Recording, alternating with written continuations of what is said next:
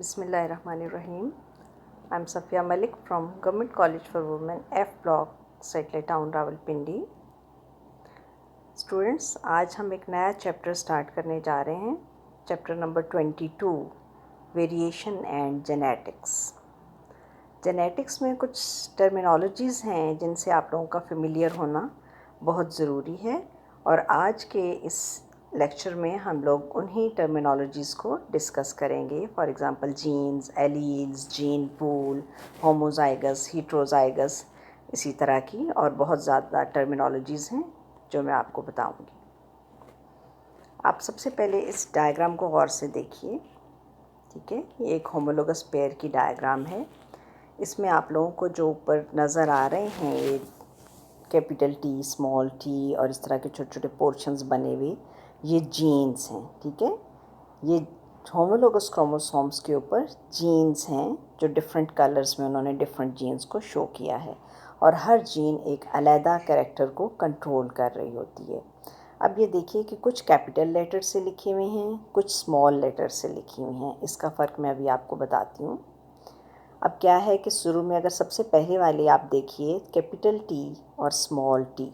ठीक है, किसी भी जीन की पोजीशन जो क्रोमोसोम के ऊपर होती है वो उसका लोकस कहलाती है. जब वो एक से ज़्यादा हैं तो वो लोसाई कहलाती हैं. ठीक है, ये कैपिटल टी का लोकस है, स्मॉल ए का लोकस है या ए जीन का लोकस है, बी जीन का लोकस है, सी जीन का और डी जीन का. ये सब लोसाई कहलाते हैं. ये होमोलोगस पेयर में आपको फ़िलहाल एक एक क्रोमेटिड नज़र आ रहा है इस डायग्राम में. अब कैपिटल टी और स्मॉल टी जो हैं ये एलील्स हैं एक ही जीन की. ठीक है, कि दो अल्टरनेटिव फॉर्म एक जीन की एक ही कैरेक्टर के लिए जो होती हैं वो एलील्स कहलाती हैं. अब ये टी जीन्स और ए जीन्स आपस में ये डिफरेंट जीन्स हैं. ठीक है, अब एक और चीज़ आप नोट करिए कि ये देखिए, फ़र्ज़ करें जो कैपिटल बी और कैपिटल बी है ये दोनों कैपिटल हैं. जो दोनों एक जैसी जीन्स होती हैं उनको कहते हैं होमोजाइगस, और जो कैपिटल लेटर से लिखी जाती हैं उनको बोलते हैं डोमिनेंट. ठीक है, अब ये हैं homozygous dominant alleles. Dominant alleles वो होते हैं जो कि अपना मतलब असर दिखाते हैं या उसकी मौजूदगी में रिसेसिव एलील जो है वो अपना एक्सप्रेशन शो नहीं करता.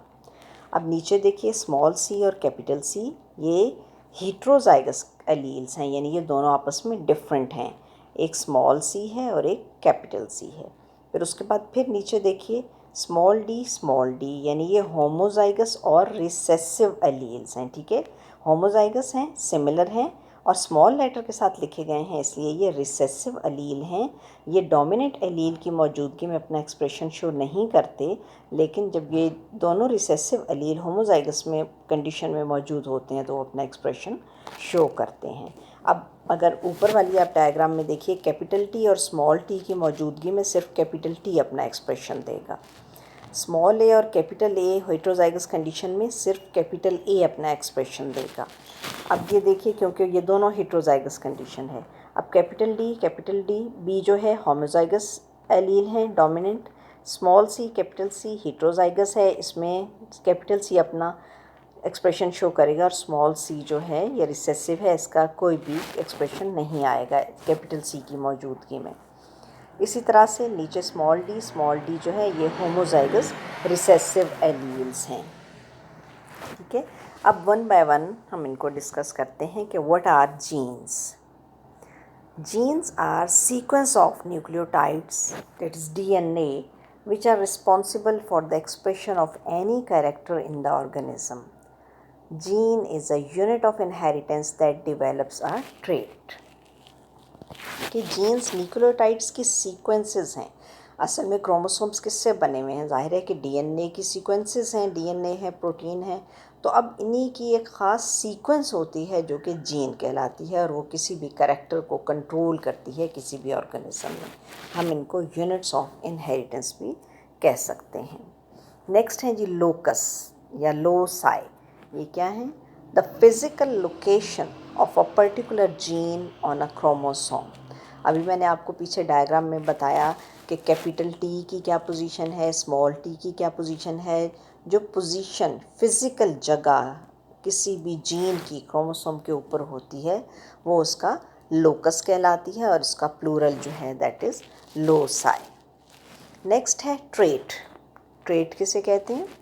Trait is a character that is developed by a gene, for example tallness and dwarfness of plant. ठीक है, कि कोई भी जो कैरेक्टर स्टडी किया जा रहा है उसको बोला जाएगा इस चैप्टर में ट्रेट। ठीक है, कि कौन सा ट्रेट स्टडी कर रहे हैं, यानी कि हम ये प्लांट की हाइट को अगर स्टडी कर रहे हैं तो प्लांट क्या टॉल है, या उसकी अगर हाइट कम है तो वो डॉर्फ है। तो ये जो हम स्टडी कर रहे हैं उसकी हाइट को, ये उसका कैरेक्टर है। ठीक है, टॉल या डॉर्फ, तो ये ट्रेट कहलाता है। नेक्स्ट है जी alleles. The alternative form of a gene that occupies the same locus but showing contrasting characters. For example, tallness capital T versus dwarfness small t. Capital T and small t are alleles to one another. ठीक है, alternative form of a gene. अभी आपने बहुत सारी heterozygous condition देखी उस chromosomal pair में। ठीक है, capital C small C, capital T small T, तो उसमें क्या है कि एक टॉलनेस का है, एक डॉर्फनेस का है। तो ये दोनों आपस में एलील्स हैं। कैपिटल टी और स्मॉल टी जो हैं ये आपस में एलीलिक फॉर्म्स हैं, या ये आपस में एलील्स कहलाएंगी। नेक्स्ट है जी होमोजाइगस। क्या होता है? ये आपको तमाम टर्मिनोलॉजीज पता होंगी तो तभी आपको ये आगे से चैप्टर जो है समझ आएगा। An organism having a pair of identical alleles for a character, for example, capital T for tallness and small t for dwarfness, ठीक है, वो होमोजाइगस कंडीशन कहलाएगी कि जब दोनों एलील्स सिमिलर होंगे। अगर टॉल है तो कैपिटल टी है, अगर डॉर्फ है तो स्मॉल टी है। तो जब दोनों एलील्स सिमिलर या आइडेंटिकल होंगे तो वो कहलाएगा होमोजाइगस इंडिविजुअल, या ये होमोजाइगस जीन्स कहलाएंगे आपस में। नेक्स्ट है हीट्रोजाइगस। हीट्रोजाइगस उससे बिल्कुल डिफरेंट है। Organism having two alleles for a character, for example capital T small T for tallness. ठीक है, अब ये हीट्रोजाइगस इंडिविजुअल तब होगा जब दोनों एलील्स आपस में डिफरेंट आ जाएंगे एक ही इंडिविजुअल के अंदर, कि एक होगा डोमिनेंट और एक होगा रिसेसिव। लेकिन बज़ाहिर वो ऑर्गेनिज़म जो है वो डोमिनेंट का करेक्टर क्योंकि नज़र आ रहा होगा उसमें, और रिसेसिव का इफ़ेक्ट मास्क हो जाएगा, तो ये कंडीशन कहलाती है हीट्रोजाइगस कंडीशन। नेक्स्ट है जी dominant. Dominant alleles are those which exhibit complete expression even in heterozygous state. For example, capital T is dominant over small t. ठीक है, कि स्मॉल टी की जो है ये अपना असर दिखा ही नहीं सकेगा कैपिटल टी की मौजूदगी में, क्योंकि कैपिटल टी जो है ये एक डोमिनेंट एलील है। ठीक है, डोमिनेंट कैरेक्टर की मौजूदगी में रिसेसिव कैरेक्टर का जो इफ़ेक्ट है वो मास्क हो जाता है। In capital T small T plant will be toll. ठीक है, कि अगर ये एक प्लांट है जिसमें कि ये दो एलील्स हैं कैपिटल टी और स्मॉल टी, हीट्रोजाइगस कंडीशन का प्लांट है, लेकिन वो दिखने में टॉल लगेगा, वो दिखने में डॉर्फ नहीं लगेगा, उसकी हाइट कम नहीं होगी। क्यों नहीं होगी? क्योंकि कैपिटल टी एलील्स जो प्रेजेंट है ये टॉलनेस के लिए है। ठीक है, ये टॉलनेस के कैरेक्टर को कंट्रोल करता है, डोमिनेंट एलील है ये। नेक्स्ट है जी रिसेसिव एलील कौन से कहलाते हैं? Recessive alleles are those which fail to express themselves in heterozygous state. Instead, they will express in only homozygous form. For example, small t for dwarfness. ठीक है, recessive alleles वो होते हैं जो कि heterozygous कंडीशन में अपना असर नहीं दिखाते, लेकिन जब वो होमोजाइगस कंडीशन में आते हैं, फॉर एग्जांपल स्मॉल टी है, या जो पिछली मैंने आपको डायग्राम दिखाई उसमें स्मॉल डी था, होमोजाइगस रिसेसिव कंडीशन में फिर वो अपना असर दिखाते हैं और वो वाला कैरेक्टर जो है वो रिसेसिव एलील का जाहिर होता है। नेक्स्ट है जी phenotype. External appearance of an organism is called phenotype. For example tallness, dwarfness. ठीक है, कोई भी जो ज़ाहिरी शबाहत है कोई प्लांट का, और क्या कह सकते हैं फ्लावर का कलर है, ठीक है, उसकी पॉड्स की शेप है, उसकी सीड्स की शेप है, उसके सीड्स का कलर है। एक्सटर्नल अपीयरेंस, अभी उसकी हमने जेनेटिक मेकअप की बात नहीं की, जो उसकी ज़ाहिरी शक्ल नज़र आती है दैट इज़ कॉल्ड फिनोटाइप। एक रेड कलर का फ्लावर है तो आप कहेंगे इसकी फिनोटाइप है रेड। एक वाइट कलर का फ्लावर है तो उसकी फिनोटाइप होगी white. Next is the genotype. Genotype यानी कि जेनेटिक मेकअप। अब एक प्लांट जिसकी फिनोटाइप आपको रेड नज़र आ रही है या एक टॉल नज़र आ रहा है, हो सकता है वो होमोजाइगस हो, कैपिटल टी, हो सकता है वो हेटेरोजाइगस हो, कैपिटल टी स्मॉल टी, और बज़ाहिर दिखने में वो आपको टॉल लग रहा हो, ठीक है। तो genetic makeup of the trait is its genotype. For example, tallness has its genotype capital T and capital T small t, ठीक है। ये उसकी जेनेटिक मेकअप है। फिनोटाइप उसकी ज़ाहिरी शक्ल और जीनोटाइप उसकी genetic makeup. Next, monohybrid cross क्या होता है? A cross having one trait at one time, for example height of plant, कि अगर हम एक वक्त में एक कैरेक्टर या एक ट्रेट को स्टडी कर रहे हैं, हम फ्लावर के कलर को अगर स्टडी कर रहे हैं, ठीक है, सीड की शेप को स्टडी कर रहे हैं या प्लांट की हाइट को स्टडी कर रहे हैं, एक वक्त में अगर हम एक कैरेक्टर या एक ट्रेट को स्टडी करते हैं तो ये कहलाता है मोनोहाइब्रिड क्रॉस। नेक्स्ट है dihybrid cross. A cross involving two traits at a time is called dihybrid cross. For example, color and shape of seeds. कि जब हम दो कैरेक्टर्स को एट अ टाइम स्टडी करेंगे, हम साथ साथ देखेंगे कि सीड्स का कलर क्या है और साथ ही उनकी शेप क्या है। अगर कलर येलो है तो क्या वो राउंड है, और अगर कलर ग्रीन है तो क्या वो रिंकल्ड हैं। जब दो कैरेक्टर्स को एट अ टाइम स्टडी करेंगे हम, तो ये कहलाएगा डाई हाइब्रिड क्रॉस। नेक्स्ट है जी F1 generation. The first generation of offsprings resulted from the crosses between two parental types. F1 is symbolized for first filial generation. ठीक है, कि जब दो कोई भी पेरेंट्स लेते हैं और उसकी जो पहली जनरेशन बनती है, पेरेंट्स को क्रॉस करने के बाद जो पहली जनरेशन आती है, दिस इज़ F1 और first filial generation. P generation क्या है? P is symbolized for parental types, ठीक है। अगर वो P1 है तो वो फर्स्ट पेरेंट्स हैं जो फर्टिलाइज करवाए गए, P2 सेकेंड पेरेंट्स होंगे, तो P पेरेंटल टाइप्स के लिए है। नेक्स्ट है F2 generation.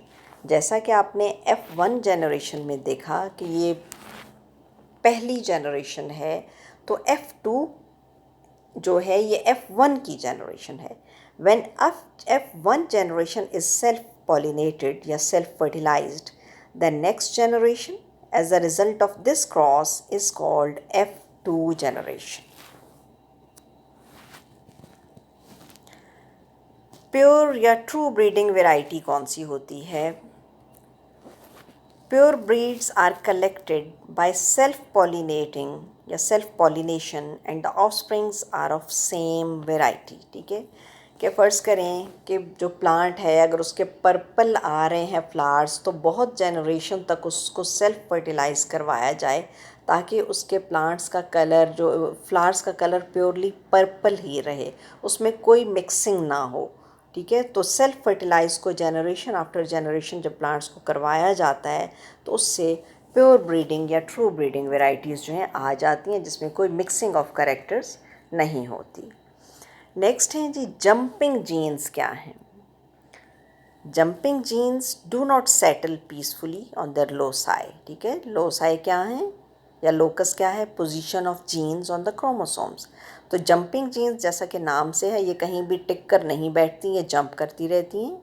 They keep on hopping on different loci on the same chromosome और अदर क्रोमोसोम्स, ठीक है, कि एक क्रोमोसोम पे ही डिफरेंट जगहों पे वो जंप करती रहती हैं या हॉपिंग करती हैं, या ऐसा भी हो सकता है कि वो डिफरेंट क्रोमोसोम्स पे हॉपिंग करती रहें। जीनोम क्या है? All the genes or alleles found in an individual is called genome, ठीक है। इस चैप्टर में ज़िक्र आएगा कि उसकी जीनोम, किसी भी इंडिविजुअल की जीनोम, जीनोम क्या है, उसकी तमाम जेनेटिक मेकअप, उसकी तमाम जीन्स, उसकी तमाम यानी अल्टरनेटिव फॉर्म एलील्स, ये किसी भी इंडिविजुअल की जीनोम कहलाती हैं। जीन पूल क्या है?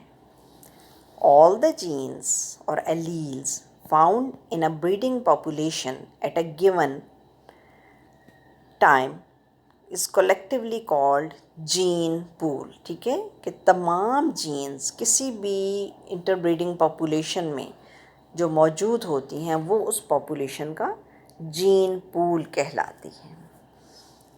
नेक्स्ट एक टर्मिनोलॉजी है बुक में जी आपकी बीन बैग जेनेटिक्स, कि आप फ़र्ज़ करें कि आपके पास एक बैग है that is full of beans, ठीक है, तो वो आप उसको इमेजिन कर सकते हैं कि दे आर एलील्स, किसी भी पॉपुलेशन है वो और उसके वो तमाम एलील्स हैं जो कि बीन्स हैं।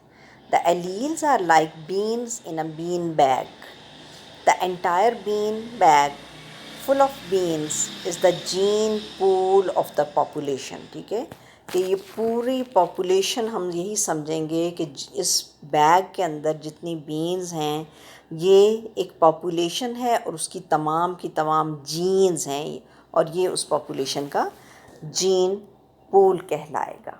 ठीक है, अब तक आपको काफ़ी टर्मिनोलॉजी समझ आ गई है। अब दोबारा से मैं ये डायग्राम आपके साथ रिवाइज़ करना चाहूँगी ताकि आपको मज़ीद क्लियर हो जाए। ये देखिए एक होमोलोगस पेयर है, इसमें ये कैपिटल टी ए बी ये लोकस हैं, ये जीन्स हैं और इनकी पोजीशन क्रोमोसोम के ऊपर जो है ये लोकस कहलाती है।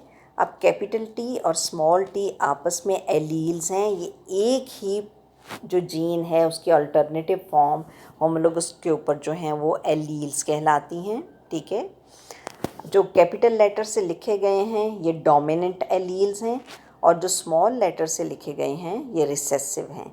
अगर किसी भी कैरेक्टर के दोनों एलील्स कैपिटल लेटर से लिखे जाएंगे तो वो होमोजाइगस डोमिनेंट कहलाएगा और अगर किसी की भी दोनों स्मॉल लेटर से लिखे जाएंगे तो वो होमोजाइगस रिसेसिव कहलाएगा।